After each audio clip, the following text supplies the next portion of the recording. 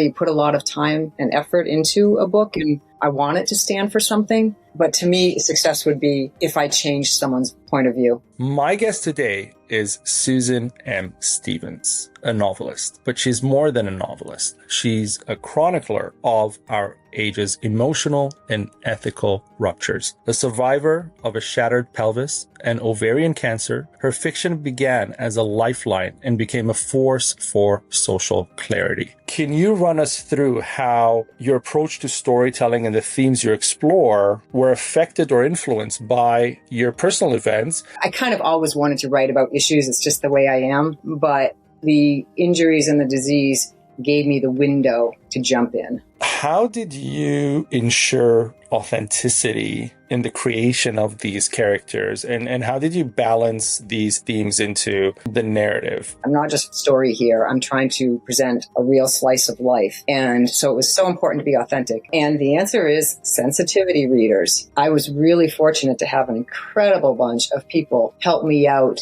Why so much mental health in your work? I think it's really important for people to understand it, and it's not something people choose, and you can't just wave a wand and have it go away. Well, if I knew how to create world peace, I wouldn't be writing these novels.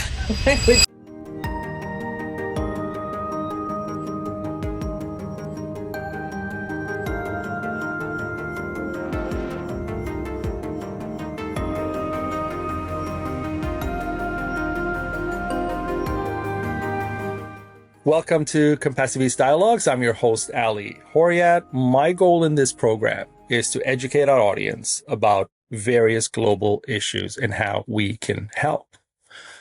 My guest today is Susan M. Stevens, a novelist, but she's more than a novelist. She's a chronicler of our age's emotional and ethical ruptures. A survivor of a shattered pelvis and ovarian cancer, her fiction began as a lifeline and became a force for social clarity. Her latest novel, Beautiful and Terrible Things, is not only award-winning, it is soul-shaking. A literary finalist across categories in the American Writing Awards, Shelf Unbound, Reader Views, and more, the novel navigates mental health, race, immigration, and gender identity through a dynamic circle of 6 friends. Susan blends emotional resonance with fierce clarity, challenging readers to both feel deeply and think critically. She reminds us that storytelling isn't just an art, it's activism, healing, and remembrance. She's one of the few contemporary authors whose literary fiction has won honors in both mainstream and LGBTQ plus categories, bridging social justice with narrative beauty, and showing that advocacy and art need not be separate realms. This is the motto at Compassiviste as well. Hello, Susan, and welcome to Compassiviste Dialogues. Hello, thanks for having me. I'm going to start with your transition from business writing to fiction. It was prompted by the horse riding accident and some other personal events and health challenges. Can you run us through how your approach to storytelling and the themes you explore were affected or influenced by your personal events? And really, why did you think that fiction would help or would heal versus business writing? Because they're both writing. I mean, you invest, kind of the same amount of time into writing them, but I guess one of them gave you something more than, say, a how-to book for business or anything like that. So how did that transition happen for you? Sure. So I had always loved the writing part of my PR and marketing and corporate communications jobs. And it's because of the power of a word. It works in a business setting too, right? And I loved being able to persuade people. I mean, that's what PR is all about, really, is trying to present a new perspective and bring people around to your point of view. And I had always wanted to try writing fiction, but never really had time. I had this more than full-time job. I had kids. I had 3 dogs, a house. And then, as you said, I I fell off my horse. I was thrown from my horse and I broke my pelvis in many places and was reduced to lying on the couch and hobbling around on crutches for 3 long months. And I thought I would lose my mind. So I said, hey, I'll write a book for my daughter. And she loves animals and magic. And I put together this middle grade chapter book called Shannon's Odyssey. And almost exactly a year later, I was diagnosed with the ovarian cancer. And that resulted in surgery and 5 months of chemotherapy. So again, I needed something. I couldn't work really. So I would sit there in the infusion ward in the hospital with an IV in my arm and my laptop on my legs. And I wrote a book for my older daughter who loved musical theater. And that became actually a 3-part young adult series called Bit Players. So what those did, those are really important experiences because they convinced me I could do this. I could actually create a book-length work and have it hold together. So that was exciting because I honestly didn't know if I had it in me. And then I turned my attention to adult contemporary, which is my preferred genre. And I was doing it on the side. I still had the big corporate job, but I felt that strongly about it. And the first story that I really needed to get out was semi-autobiographical, and it had incest and workplace sexual harassment themes, and that was called Horseshoes and Hand Grenades. So, as you said, how did what I went through inform that? And I think I kind of always wanted to write about issues. It's just the way I am. I think we all need escapism and we all need a good beach read now and then, but for me, I want to do something a bit heavier than that. And so I just jumped right in with 2 feet, and Horseshoes and Hand Grenades was actually, I had a draft of it from years before, but I revived it during the Harvey Weinstein scandal. And it was just because it was, to a survivor, it is infuriating to see society asking questions of victims like, was it really that bad? And right. And why are you speaking up now? Why didn't you speak up before? If you're speaking up now, you must have an ulterior motive. It couldn't just justice. Right. And I realized that they were asking the same questions of sexual harassment victims as they often ask of incest victims. So I decided to do both through 2 different characters and sort of parallel them in this novel and try to answer some of those questions, basically.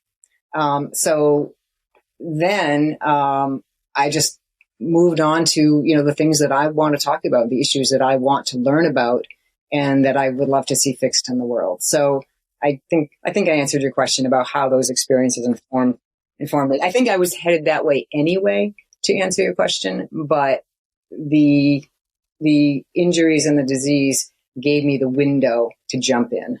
Right. So are you now fully healed with the pelvic issue? All is healed. Thank you very much. I'm more just cancer free. Yeah. Good. The reason I asked that is because I'm going to say maybe the horse falling off the horse was a blessing in disguise, because now you're fully healed from it. My mom had breast cancer. She was fully healed, still is. She's cancer free, but I know that it kind of stays with you. You always worry, you always think, is it going to come back? And it becomes a part of a lot of people's lives. So I've become hesitant lately to think that once people are done with cancer, that in their minds or in their hearts, they don't still have it sitting somewhere in the back and thinking, will it come back? And what do I do? So, and I've had friends who that has happened to, and it's been difficult to process when it does. So I'm glad it's over. I'm glad you're dealing with it in this way and channeling it here. But I also do respect that it takes a lot of strength, and it takes a lot of strength to write a book during that, because I remember when my mom was going through chemo and stuff, or a lot of other people I know, some days you're crawling around and people don't see that. And unfortunately, you don't see that anywhere, even in, Hollywood films. When they show a cancer patient, they don't show the depth of what happens to the patient going through treatment. They just show, in and out kind of situation. So you writing a book in the midst of all of that, bravo. Well, thank you. It was either that or, like I said, lose my mind. But you're right. They don't show that enough. And I just remember for the first time understanding what bone weary meant, because yeah, you would wake up and think, how am I going to get out of this bed? And they give you headache medicine to things to relieve headaches, but that makes you nauseous, and they give you medicine to take nausea, but that gives you headaches. And I feel like I had a generally easy time of it as treatments go compared to other friends of mine. But yeah, it's never easy. It's an exhausting process. Mm. Now, speaking of beautiful and terrible things, Charlie navigates social isolation, mental health struggles, and the complexities that come with, let's call it new friends or, friendships. Is this your way of, or is this my take? This was my take of your way of, kind of speaking of people waking up to these complexities or injustices, just like, when you mentioned the questions during the Harvey Weinstein days. Is this character kind of reflecting that for you, the awakening? Sure. I chose to have 6 friends because it allowed me to sort of present the spectrum. And yes, on one end we have Xander, the hardcore activist, and on the other is Charlie. And absolutely, she has an awakening. In fact, at one point, I think I toyed with using the title, The Awakening of Charlie Byrne, or The Education of Charlie Byrne. So yes, her trajectory is very much at the heart of what I was trying to do. And do you see this reflected in the real world? I mean, where did you come up with this manner of awakening that you created in the book? Did you pick it up from yourself or from people around you, or was it like, I don't know, you saw one of your daughters kind of awakening, and you picked it from it? Where did it come from? It's a complex question. character. The growth of this character is very complex, so it must come from somewhere, like as if you lived through that growth. I can't say that it's based on me or a person. That's not how I build my characters. I will sometimes start with somebody I know as a basis, but they always become their own characters. And but I will tell you that I chose that age range for a very specific reason that you've actually just sort of touched on. I chose millennials because I have 2 daughters in that generation, and they are not the stereotype of the lazy, selfish, entitled millennial. They're actually quite passionate about making the world a better place, and their friends are too. So I thought, first of all, I want to address that stereotype. So that's why I picked that age. Having said that, there's no way that 6 friends, well, you could have 6 friends who are all like really socially engaged and very active. But it's more fun to read about if there are people in different stages. And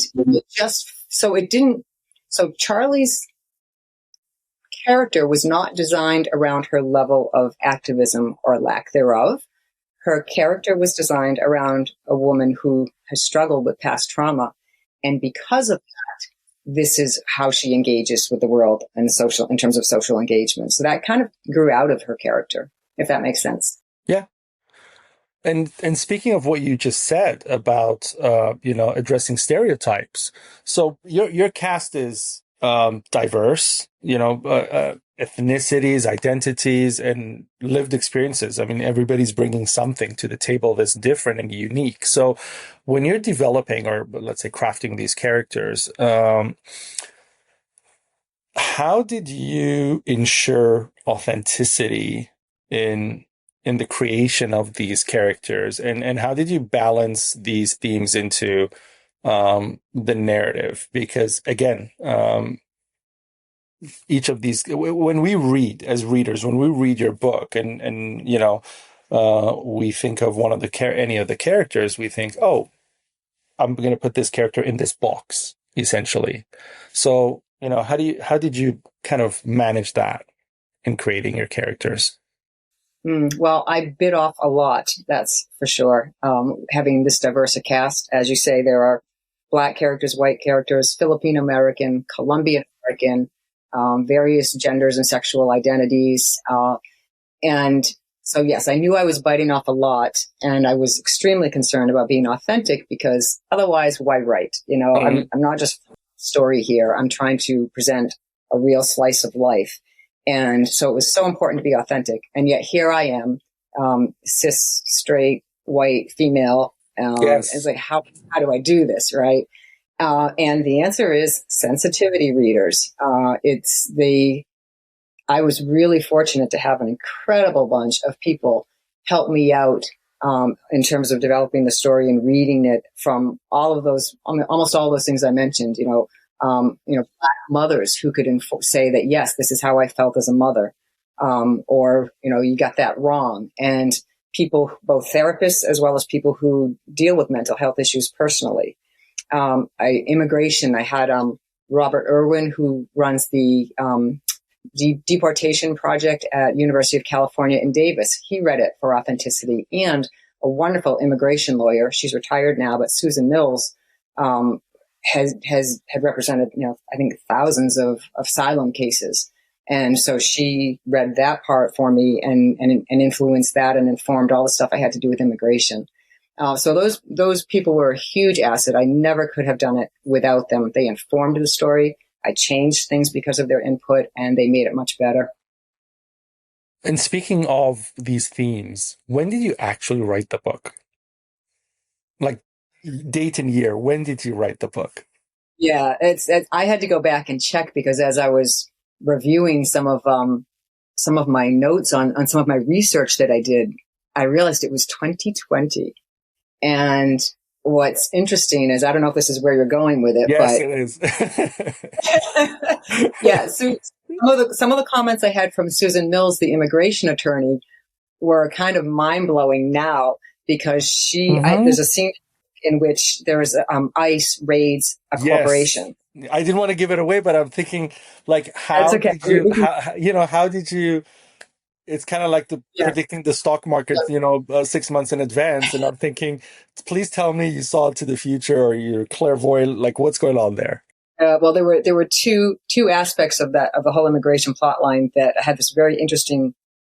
Things have changed a lot since 2020, is what I'll say. And I'm actually I'm gonna read. This is paraphrased, but when Susan read this bit about a newspaper article tipping off ICE, and so they go and commit this raid, she said, I'm not sure immigration raids like this have happened since Bush was president, because after suffering the public relations nightmares of those raids, ICE has become very aware of public relations. They would prefer not to do a raid based on a newspaper article. Their more common methodology is to come in and look at records and maybe fine the company. So she cautioned me about making the authorities sound too draconian when, in fact, what I depicted is not even close to what's going on today. So that's been interesting. And there was actually a second thing where in the book, the authorities actually arrest the company owner, the corporation's owner and officials, because they accuse them of harboring immigrants. And I had to dig deep to find that scenario because it was not common in 2020 when I wrote this. But with a lot of digging, I learned that yes, even though the corporation is not literally housing these immigrants, if they employ enough of them, they can be accused of harboring immigrants. And it has now happened. So in 2020, when I researched it, it was rare, and now it has happened. I think it was February in Texas. A bakery was raided. The employees, the illegal or the undocumented immigrants, right? You remember that? Yeah, I remember that. They arrested the owners of the business who had 8 employees, I think it was. So all of a sudden, this rare scenario has not only happened, it has become worse than what I wrote about. Right. And I was thinking about that, and I was thinking, I wonder if she wrote this book, say, in the midst of everything happening, and then, or she wrote it, and then in the midst of everything happening, if she kind of revised it to include scenes and stuff and released it again, because it's like so bang on what's happening today, or if it is from a few years back, like how you can track and see that it's not, published yesterday, but it was shocking because you're right. You're absolutely right. A lot of corporations used to get fines. And they would pay those comfortably. Like, it was worth it for them. They would get a few $100 fine and they would pay that and they would still keep their staff. And life went on. There wasn't an issue. And now all of a sudden you're seeing people, business owners, like you said, in handcuffs. And you're thinking, wait, why is this person in handcuffs? Because it just doesn't register. And then you realize, they're like going full on with this stuff. So it was very interesting to see you touch on that. And it was very scary at the same time that you did touch on that. Yeah, and I had no crystal ball, and I'm not happy that my my scenarios came true. Yeah, of course. I don't think we're happy about it, but the fact that you saw it in that way is something. And even the Ali, the protests. There's a protest scene that gets a bit out of hand. And a friend of mine who had actually was one of my beta readers, she sent me a message after the LA riots of recent weeks. And she said, how's it feel to see your book playing out in real life on TV? I know. A lot of the parts, that's what I mean. A lot of the parts are literally what's happening. And if people, in 3 years' time, if someone reads your book and doesn't know that it was written in 2020, they would be like, oh, it's just, kind of like capturing the moment in 2025. You could easily see that, right? You could easily think that, but it's amazing that you caught it that way. Now, friendships must be important to you because they play a central role in Charlie's transformation, right? So, why are friendships important to you, first of all? And second of all, do you hope to bring this to the world in a sense to form deeper connections? Because that's the way I read it. I read it as, hey, look, if you do have friends and if you do make these deeper connections and if you do have some kind of community around you, then you can, overcome these challenges. Whereas, if you're that sole cowboy, it's going to be difficult. Does that come from a personal space, or is this something? I think both. I think friendship and love, I think, are our basic human connections. And I think most people, there are a few outliers, right? But most people crave that connection that you get only through friendship or love. But I do love, it's funny, I do sort of have two themes so far, and I've got a third manuscript that doesn't have a publisher yet, but all three of them, they deal with issues and they deal with friendship and relationships, because that's life in my mind. And so what I wanted to create in Beautiful and Terrible Things was the kind of group of friends that you want to just crawl inside and hang out with for a while. A reviewer of the previous book, Horseshoes and Hand Grenades, had written in a review that reading about the three women in this story made me reach out to the women in my life and tell them how much I loved them. And I just went, yes, that's the connections that, we want to appreciate and nurture.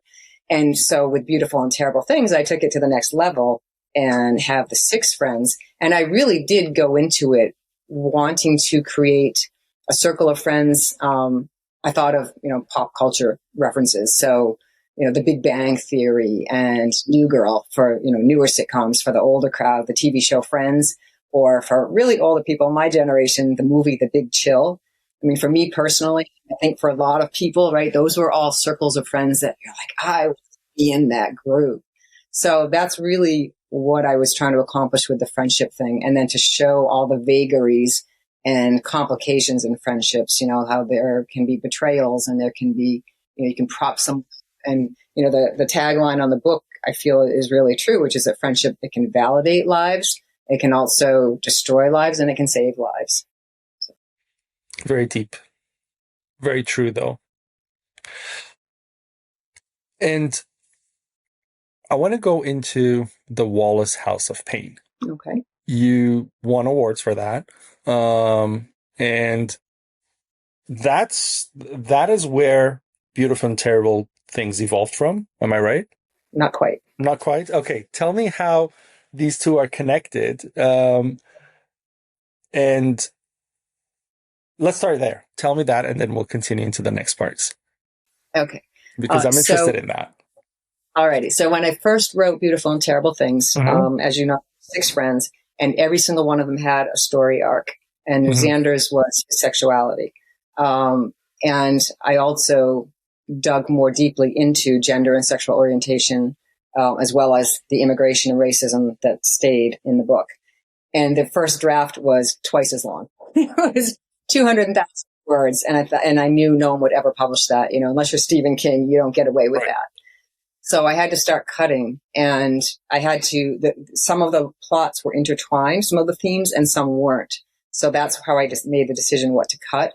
And Xander's story, which is essentially a coming out story, as well as a father relationship story, that was one that was quite easy to cut in the scheme of things. But I loved it, and I didn't want to lose it. It occurred to me that it could make its own story. And so I turned it into this novelette. I didn't even know there was such a thing as a novelette. I was getting ready to publish it, and I looked it up to make sure it was novella length. And it's like, no, it's actually between a short story and a novella, which makes it a novelette. And then, as you said, I guess it worked because it won a couple of awards. Yeah, and it's got the same characters. So I was thinking, because it was much shorter, I thought it started there, and then it shifted into another character as the main character, and then it became the bigger version of it. But no, it actually was the other way around. Exactly. Yeah, your way would have only made sense, but it was the opposite. And in fact, I pulled out all kinds of, there are a couple of short stories and deleted scenes and things that I actually offer to my followers. They follow my website and blog. They get a free digital copy of the Wallace House of Pain, and then all these other materials too, because I love some of them. You know, there's one about the Great Trope Extravaganza. It's a LGBT fundraising event, and that's one of the short stories.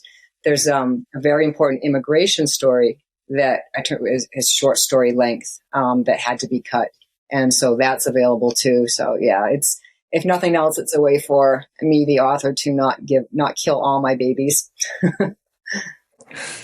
It's interesting though, because with fiction, I find people resonate with characters, and you have quite a few characters. You have 6 characters in the book. So a lot of people kind of see themselves in the characters, and when they do, and there's this extra piece of writing and information, and kind of like diving further into that character's life, of course you want more, right? And so it's nice that you have those, and it's nice that you started with.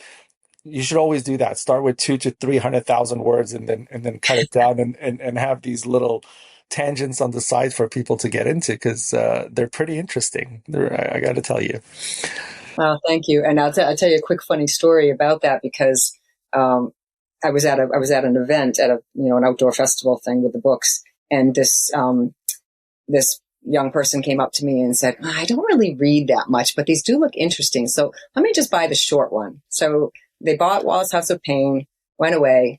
45 minutes later, this person comes back and says, I read it, I loved it, and I want the full novel. I was like, you're kidding. You just went. He's like, yeah, I just went over there. I sat down, I read it, and I loved it. So yes, well, it can serve as a nice introduction to the longer story. Mm-hmm. And more detail to the character, because you really learn everything there is about the character, and then you kind of read the book, and you're reading it in a very different way now, because you know so much more about one person. And so if you have, the other 5 outlined that way, it kind of, comes in together perfectly. Okay, switching gears, mental health.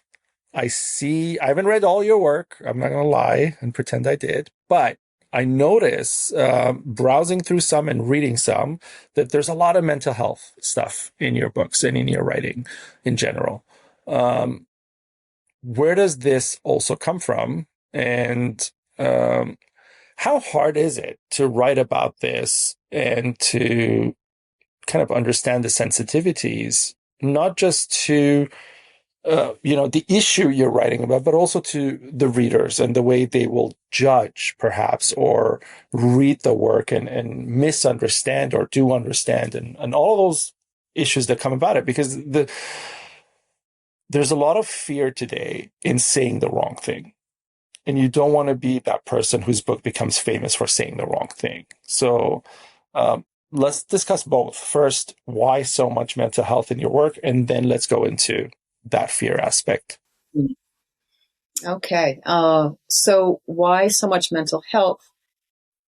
I don't think these days you're going to get a group of 6 people together and not have at least one of them experiencing some kind of mental health situation. For whatever reason, blame the environment, blame our cleaners. I don't know. Blame our genetics. It's just the way it is. Greater awareness. I don't know. So that was important to me, but also, cards on the table. I have a daughter who suffers from depression. And so I've seen what she's gone through for years, and I personally have not experienced it, but I have experienced it through her. And I will honestly probably never write about her situations because that's just too hard. But I think it's really important for people to understand it. And there is a message in there where the character who has bipolar says of Charlie, who has depression, people just, when you have a cold, people don't say, get over it. Eat better food and your cold will go away. They accept that a cold happens. It's an illness, and it's a physical ailment. And yet with depression, it's like, oh, have a positive attitude or go for a walk. Yes. You'll be fine. Right. And so if there was one message on mental health, it was that it's not something people choose. And you can't just wave a wand and have it go away. So that was why that was an important part of the story for me. Okay. And I guess you weren't fearful because you're living through it with your daughter. So it comes from a more authentic place than someone who's just thinking, you know what, there's a lot of mental health stuff going around in the world. Maybe I should throw that in my book. Because that is, to be harsh, that is how people sometimes judge stuff today. They're like, oh, because, I don't know, the immigration issue is big now. People are going to throw that into their films or their book or their art because it sells. So I wanted to kind of separate you from other people who may be doing that, right? And that's really where the mental health is coming from. Yes. I mean, you can always be accused of cultural appropriation. Yes. You can be accused of misrepresenting a misunderstood or disenfranchised population. But it just comes with the territory. I do try to be authentic. I have read of other authors, big names who have not, which is, I find, just arrogant. So you do the best you can, but you're also writing a character. You're not writing every person's story.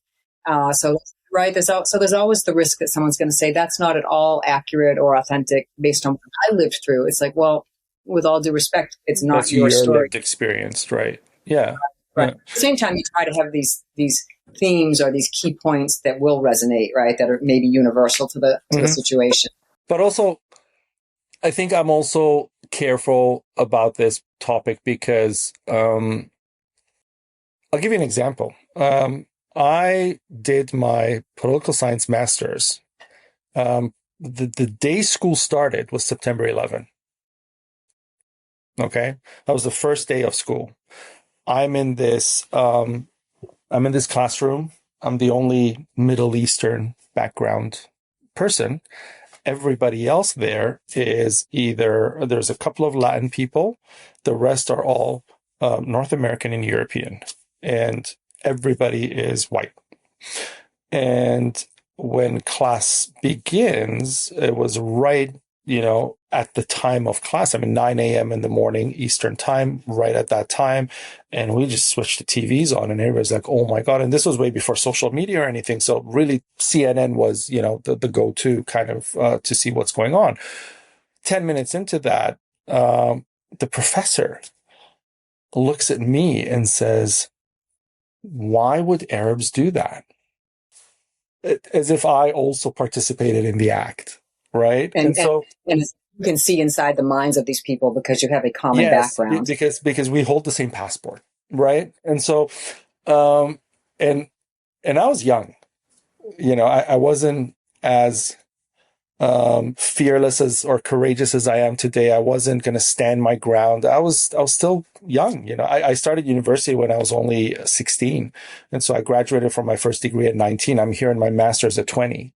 So, coming from a sheltered life on top of it and being new to North America, so to speak. And so, I just got scared, and so now today, when I can defend myself, I can speak up. I was fortunate enough to, and I'm going to say this comfortably, I was fortunate enough to have the money to speak up, because a lot of the problems are people face is because they don't have the money to defend themselves in Western society. I mean, the best lawyers, the best education, knowing your rights, being able to lose 2 days of work because you're standing up for yourself. All of those things requires financing. Okay. Let's not kid ourselves. And a lot of people don't have that when you look at minorities. And so it's difficult. So I was privileged. I was educated, and all of these things put together, and I was substantially wealthy. So, I grew the courage and I stood up. And so now what I do in Compassiviste is I also challenge that. I also challenge people who come with stories, because we see a lot of books at Compassiviste Publishing. We see a lot of people coming through in our film department, our music, all these other departments, and they want to be a part of what we're doing. And I see they're not doing it for the right reasons. You ask them a few questions and they're not even there. And I see that, it's not so much cultural appropriate. It's none of those things. To me, it's just capitalism. This will sell. This will make me money. So I'm going to do it. It doesn't matter what it is. If, this type of clothing is making money right now, I don't care what the ethical condition of this is, or the cultural background is, or the sacredness of it is. I'm just going to produce this, right? And so that's the sales. And so it's important for me in that sense to fight back, essentially, or call it out where I see it. And I notice in your writing, and this is really part of why we're here having this conversation, not because of your book, but because of the activism that comes behind the book for me. Because Compassiviste Dialogues is not about authors. We talk about, as my intro, we talk about social issues and how we can make the world a better place. And generally, a fiction book doesn't fall into that category. And generally, authors aren't featured. And so the reason you're here, for me personally, was because when I browsed through it and I read, I noticed there's a lot of, I can not connect because I'm not from those backgrounds necessarily, or not those characters, but I can see a lot of authenticity there. I can see a lot of mental health that's all over the place in your writing comes from a place of understanding, possibly experience. And you said yourself, the experience part of it, which I didn't know, but I knew there had to be a connection somewhere, because you know too much essentially in your writing. So I asked that question because I appreciate that you bring that honesty in the writing. And that honesty is what makes the book, for me, worth the story, because it speaks a language and a narrative that we can learn from, we can grow from, we can overcome the situations happening right now where you are. And it's activism. So that book to me has legs. It's moving. It's protesting. It's screaming. It's not just sitting on a shelf trying to be sold. So I really, really appreciate you doing that way. Well, thank you. And I really appreciate those kind words. Yeah, that's just what I needed to do. You put a lot of time and effort into a book, and I want it to stand for something. My mother-in-law jokes, she's like, when are you going to write something nice? Meaning easy with no issues. I don't have that in me. If I'm going to ask somebody to invest in my book, I want them to take something away from it, whether it's a new perspective or, if it spurs them to action, that's the ultimate, right? That's the holy grail. But it's so important. Fiction storytelling can evoke change. And that, right, that's my firm belief. And, why does it do that? I mean, I think it's because you need to care about the individuals, right? So first of all, you can read articles, you can watch the news, and you can see all this stuff that's going on. We're bombarded with it to some extent if you pay attention, and it's overwhelming. And it gets harder for people to care about this large population if they're not familiar with it and don't know anybody in it. It just becomes this amorphous blob of a population, and their eyes glaze over and they just can't think about it. They have to worry about, getting the kids off to school or whatever. Right. And it's very hard to reach people that way. On the other hand, you think about, who are the people that have surprised us and sort of changed their views on a social justice issue. And, isn't it Dick Cheney who has a gay daughter, and all of a sudden he's not, against homosexuality anymore. When somebody has a personal relationship with somebody in an underrepresented or disenfranchised group, all of a sudden things change for them. And so I think that's where fiction comes in. If you do it well, your reader feels like they know the characters and they're living things along with them. So all of a sudden, when that black man is unfairly stopped by the police, you care about what happens. It's not just this random news story where you can say, well, that's wrong. It shouldn't happen in America today. It's different. You viscerally feel what he's going through and hopefully take away an even greater desire to do something to change that and make it better. For sure. And for a lot of your readers, they feel that literally because they are that person and they are going to be driving their car within, say, a half hour or 6 hours from when they read that paragraph. And so now they're sitting in their car thinking, oh my God, right? And so what do I do? And that what do I do is the legs of your book, because it tells people we need change, we need transformation. And that's part of it. Another topic, incest and workplace harassment, and gendered silencing, all together in one group.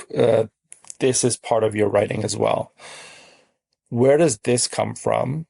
And the bigger part of the question for me is,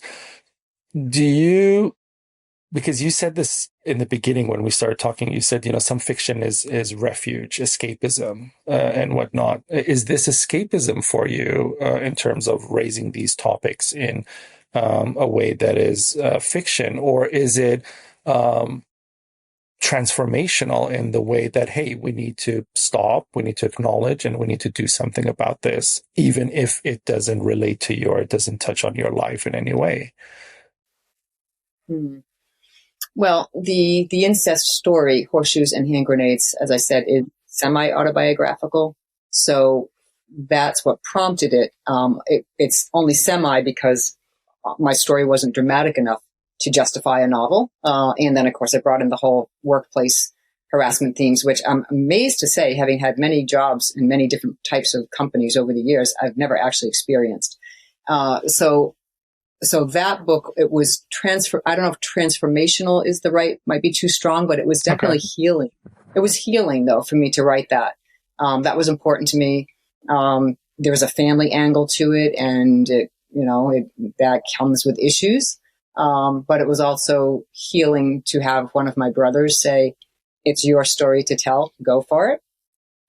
So yeah, that's how it was with that one. With Beautiful and Terrible Things, they're messages that I just feel like I want to get out. I just want, right. I mean, I have two, I'm not really, you can kind of tell my views from reading the book, but I'm really not trying to proselytize or preach, which thankfully you're saying it's not preachy. So that's what I was hoping for.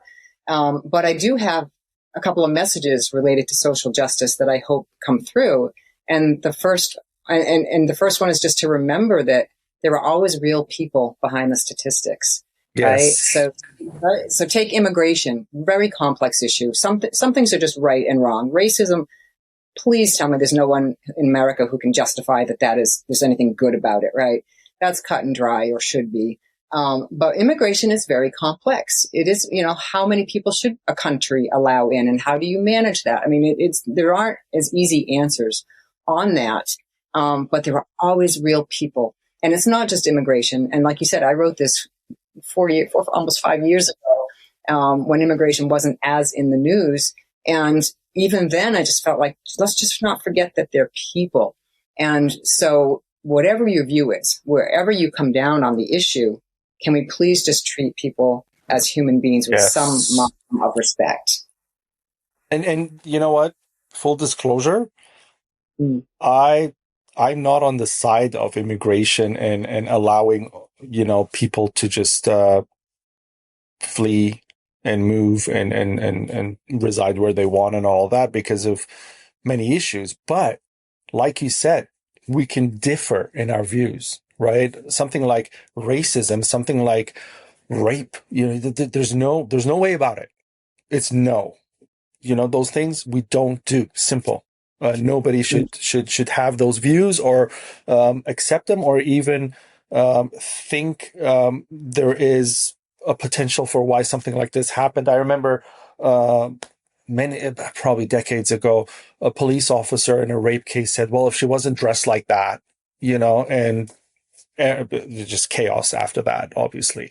But we understand, the whole world almost at least now understands that there are things that we all agree upon, right? But then there are things that we don't agree upon because, for example, immigration, we can sit here and talk policy for hours. And I can tell you why immigration sucks, because it's a brain drain of the third world into the developed world. And then you just, it deteriorates the situation there. And then you have to take money from here and go there and have a war to fix things. So there's a lot of ways we can cut this, right? But the fact that someone's there and have kids and you do what you do that we see on TV, in some parts of the world, we wouldn't do this to an animal.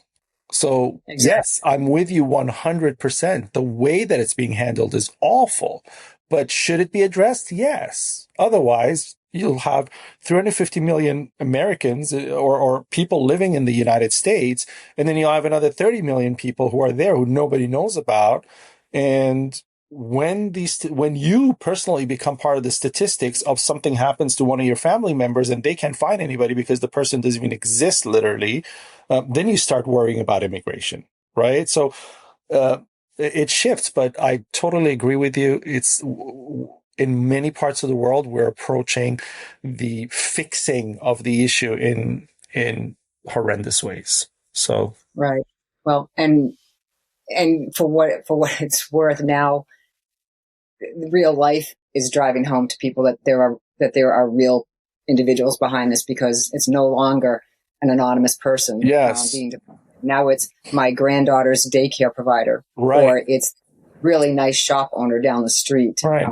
Or it's someone's coach. Or my son's girlfriend. That close, right? Even relationship wise. I mean, someone who comes over to your house all the time is part of family. You consider them family, and all of a sudden you have to now go and find where the hell they took them, where are they keeping them, and nobody's answering you. And it's frustrating. Even as the white American, even as you, right? It becomes frustrating because where are you going to go? What are you going to do? I mean, you're the untouchable. You're the white American woman, right? I mean, if anybody can walk anywhere in the United States and not be harmed, it's you. And even you right now don't have the rights that, or the comforts and the privileges that you were used to. So it's becoming really chaotic. And I feel for everybody who's going through it. It's hard. Yeah, that was heavy. But your book's heavy, so this was going to be heavy from the start. Sorry. That's it. A friend writes similar themed books, and we said we should call them heavy with happy ever afters at the end. We do like happy endings. Yes, happy. I always say happy endings are rare, but in fiction, we can always have happy endings. It's the Cinderella style, so it works. The next one. What does success look like for you? Because you've won awards, you have recognition, you are in a place where you can get published now. You're not struggling to publish your book. You have a relationship, you're not struggling. Let's put it this way in your work. So we could call you a successful novelist, per se. But what does that mean to you? One day you will die. 100 years after you're dead, I believe you'll still be alive because your stories, because your books, because your activism, because of the ways that you, maybe even if the world becomes 100 times better with the next generations and their awareness and their activism, your stories will still be a snapshot of that year. Here's a story that talks about 2023 to 2027, for example. It's really bang on. Let's put this there in the archives, right? What does success look like for you in that very long run? Well, first, I'm actually not at that successful point. I wish I were, but it's never that easy in publishing. So even with 7 awards under my belt for this new book, I haven't got a publisher yet for the next one, which has an intersex theme, which since that movie Conclave came out, you would think people would be over that. But it's never that easy. So I can't say I'm that successful yet. So in that regard, in terms of the business of being an author, success to me is having a publisher that wants to continue working with me and is looking forward to my next book and will, put some effort behind it. And publishing is a crazy industry. It's so competitive today that that's very hard to achieve. So that's what success would look like from a business perspective. But from a writing perspective and why I do it, I love your perspective that I will live on. So thank you for that. But to me, success would be if I change someone's point of view. If one person thinks differently about themselves, even, especially in the case of the incest book, if they feel differently about themselves, or if they feel differently about other people, more from beautiful and terrible things, then that will be a success. And if that person then goes out and somehow makes the world a better place, then so much the better. I really like that answer because it touches on the influence and the improvement you can bring to other people's lives, essentially. That's what you're looking for. You're looking for your story to help others in a mass way, because, when you publish, you're putting your work out there for the rest of that 8 billion people population, or at least the population who can afford to buy the book. And maybe, like you said, affect them in a way that will improve their lives, and in extension, have them improve other people's lives. So it becomes this rolling event, which is why you will be eternal. That is the same place I came from. When you do that, when you have something that can keep going and giving, that is the purpose of why people like you, myself, others do what we do. It's not really, I think it's just based on a lot of activism with compassion. So it's great. And a lot of empathy. Mm-hmm. And the best feeling ever is when a reader says, "You saw me. Yes. You saw me. I feel seen and I feel represented in your book." And that's happened with a few different characters. And that was actually a huge part. We keep going back to the earlier book, but in Horseshoes and Hand Grenades, the message of that and where the title comes from is that even if a mild abusive situation happened to you, and this is for men as well as women, for anybody, it counted, it mattered, and you deserve to heal. Because I think women especially, we discount the bad things that happen to us, and we just carry on. And so the point of that book is that, even if it wasn't as severe as someone else, your pain is real, what happened was wrong, and you deserve to address it and to heal from it, which is not to send everybody in the world into therapy. Not everybody needs it. Some people are just fine without it, but it's okay to take that step as well.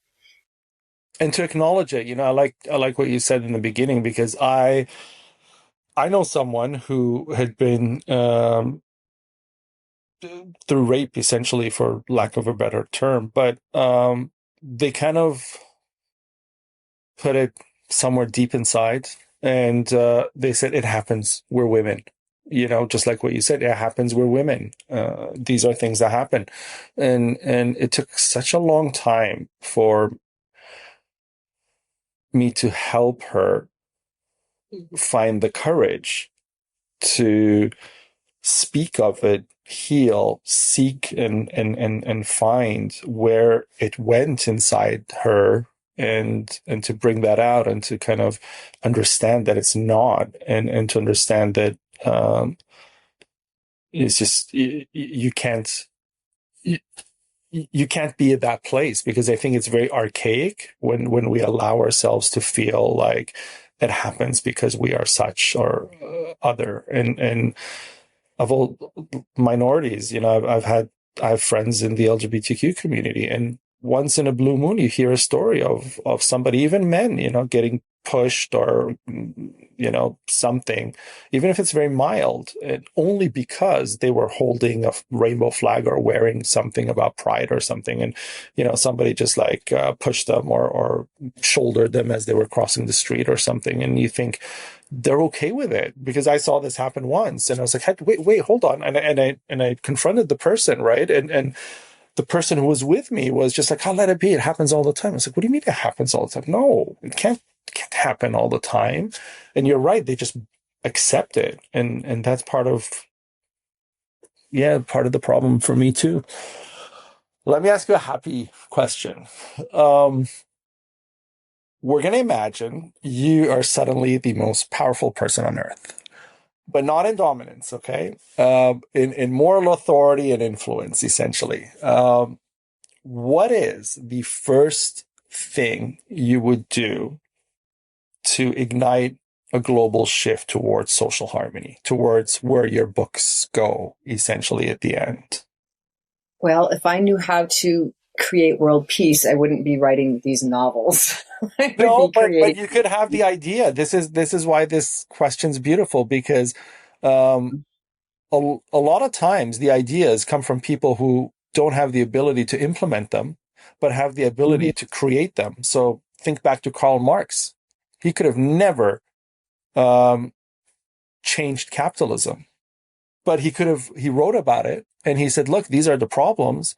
And somebody somewhere decided, hey, this is worth doing something about it. And they implemented it. And then you had communism.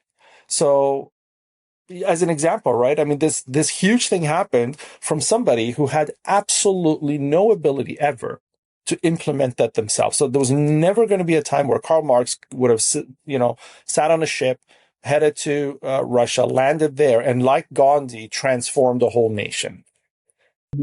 So the idea is just as important as the implementation. Right. No, fair point. And at least as authors, we can get the ideas out there, right? Right. That's the whole point. Right. But I think if what's happening now, it's not things, and the problems in our society are not going to get fixed from the top down anytime soon. They're just not. We're too far gone. And so if I could do anything, it would be rally the populace to see that we can have power. We can band together and demand change. And I'm actually reading one of Bernie Sanders' book right now, which for the first time, and he talks about the early labor movements was people getting together and banding together and saying we can demand change. And I think right now most Americans are pretty beaten down. And I think, and I hate to say it, but I think we need to be beaten down. We're going to be beaten down a little bit more. Things are going to hit rock bottom. And then hopefully we have some kind of uprising, moral uprising, economic uprising, pick one or all. And then hopefully we'll actually get some change going on to make this a better place. And it's not, I'd love to say it's just about helping your fellow man. But of course it's not, we've got these huge systems and structures, and those need to be changed too.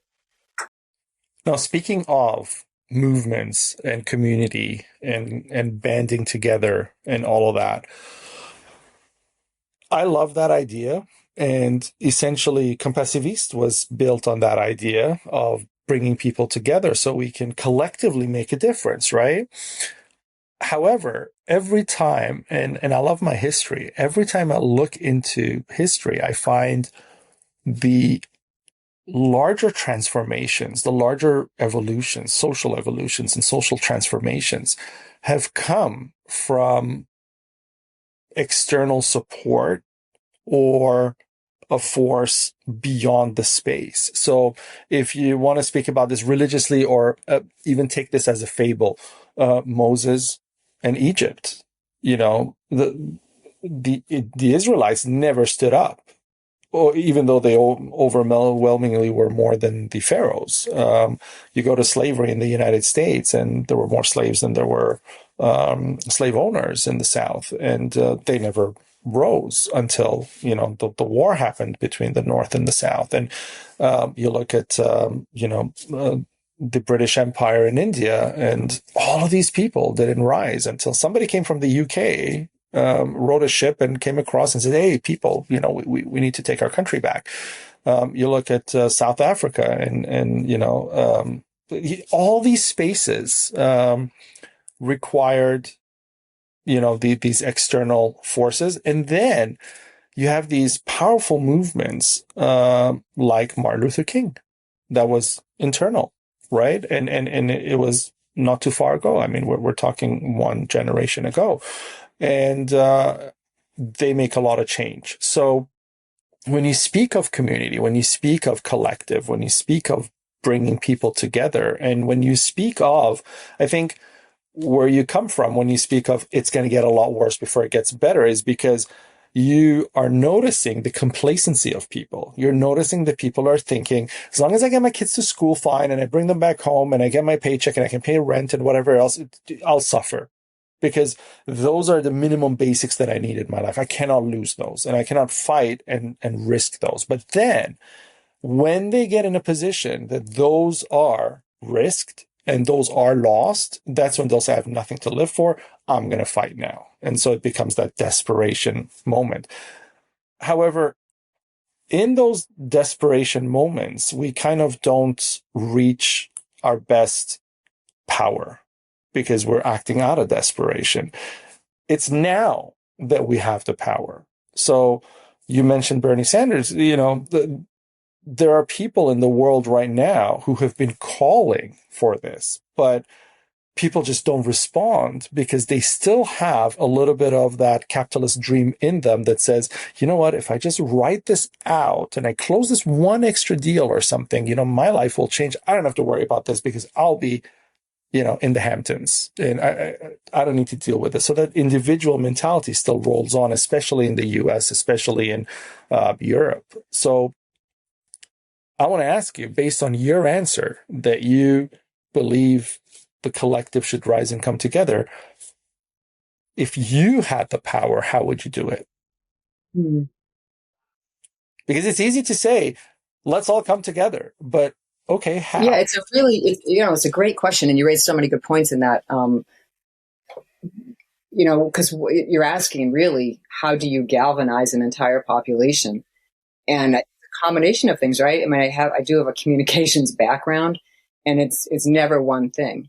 I mean, and Bernie is a great example because he's been out there on the stump speechifying and for years, and still hasn't been able to do what he wants to do. Mm-hmm. And so that's not enough. So much of it is it's got to be personal. People have to feel it themselves, and which is why I say, honestly, hitting rock bottom will not be the worst thing that's ever happened, because the majority of people are not going to care about affecting change until it affects them personally. And, it gets closer, like on immigration. Oh, it's getting closer. I know someone now. Or maybe I'm white, but I know someone who's been a victim of a racist attack.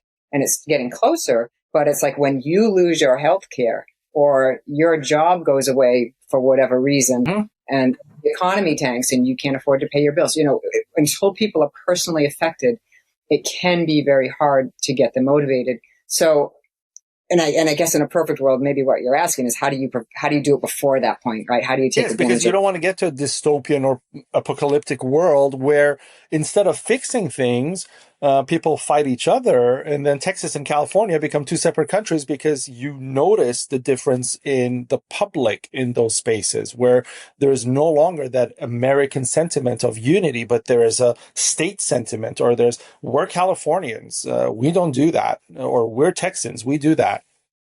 Right, right. Well, a lot of it will come down to a leader.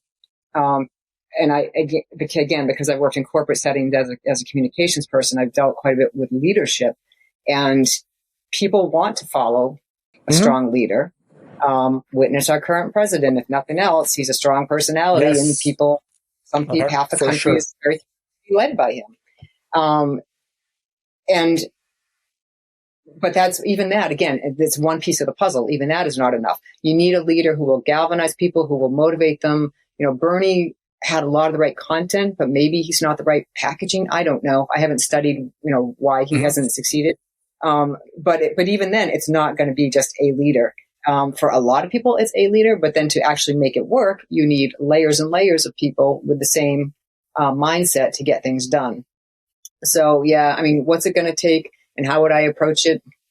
Find a strong leader who can be the mouthpiece and the figurehead, and build a solid team of people underneath that can have fingers in everything, and then find ways to reach the average person so that they know that this is important to them. And that takes all kinds of grassroots outreach and letting people know, right? And letting people know if it's not affecting you now, it's going to, and this is how, and what will you do then? Or, it's already affected you. Now we can fix it. So yeah, so it's okay. And maybe in one of your books you could actually raise this, because I've been thinking for a long time about the constitution of a great leader, because when you look at Moses to Alexander the Great to Martin Luther King to Trump, there are these kind of like similarities that may be DNA, maybe genetic at the core, because otherwise it would be very easy to kind of cultivate a leader. But you don't see that. You don't see cultivations of leaders, even when, you send them to the right schools and you send them to the right jobs and you give them the right experiences and you're expecting them to turn out a certain way, and they don't, right? They have all of the check marks, but they just don't become that. And so I think there may be an element of other things involved as well. But I agree with you too. We need a Moses with a staff that can kind of rile people and say, look what I can do, and side with me, and let's create that space possibly to make change. So we agree on that. We do. And when you look at the leaders of the past, 50 years, none of them have been perfect. They've all had their flaws. Which is fine. That means they're human. But I do feel like the ones that we need are the ones who are, it's hardwired into their DNA to be a moral person. And they might stray here and there. Hopefully not too many people get hurt. But for the most part, they need to have a moral compass that can't be compromised. And that's kind of what we don't get enough of. No, especially not in the way politics is. That is hard to solve, because to get to that space in the political spectrum, you can't have that moral compass. You're not going to become president of any developed major nation by being God sent. It just doesn't happen. It just does not happen. So that's the other problem. That's the other issue that I've actually spoken with so many people about is where do you find that ethics that we need so desperately today, when we force even the ethical to become unethical to rise in that space, right? When you go from a certain place to another, you can look back to a lot of the presidents and a lot of prime ministers, and you'll see so many cracks in the spaces as they grew in the tier. And you're like, ooh, you did that to get there. Okay. And so then there goes all the ethics. So I like asking this question at the end, because it's a very tough question that kind of opens up a lot of, it kind of opens Pandora's box when people answer. And let me tell you, and I'd love to hear your version sometime, but I will just say my father-in-law used to say, never trust a person who spends millions of dollars to get a job that pays $100,000. So Wise saying. I'm going to use that. That's very wise. Well, Susan M. Stevens, thank you for speaking on Compassiviste Dialogues, and thank you for sharing your journey from personal adversity to impactful storytelling, exemplifying the resilience of the human spirit and the transformative nature and power of narrative. And you're using it correctly. Through your novels, you're not only entertaining and telling a story, but you're challenging readers to confront societal issues with compassion. You're telling people what we need to hear today. And again, I'm going to stress this again. It's amazing that you said this 5 years before we needed to hear it. Maybe somebody in policy somewhere should be listening to this and speaking with you about how we can see what problems we're having in the future. Your work serves as a reminder that even in the face of personal trials, personal tribulations, one can contribute meaningfully to broader conversations and inspire change. And like you said, that's what you aspire to. So this is exactly the person that you are, which is amazing. In a place where we're obsessed with noise, you remind us that the quiet revolution happens when we listen, when we write, when we tell our stories, when we dare to share them. Beautiful, terrible, raw, and redemptive stories. To our audience, please subscribe to the Compassiviste Dialogues channel so I can bring you more lovely, amazing people such as Susan. And you can follow Susan, interact, go to her website and all of that. All of the links are below. And you can get her books, which I can tell you, Beautiful and Terrible Things, amazing read. All of the links are listed below. We're here to help change the world together. I'm Ali Horiat. I'm not just a story here. I'm trying to present a real slice of life. And so it was so important to be authentic.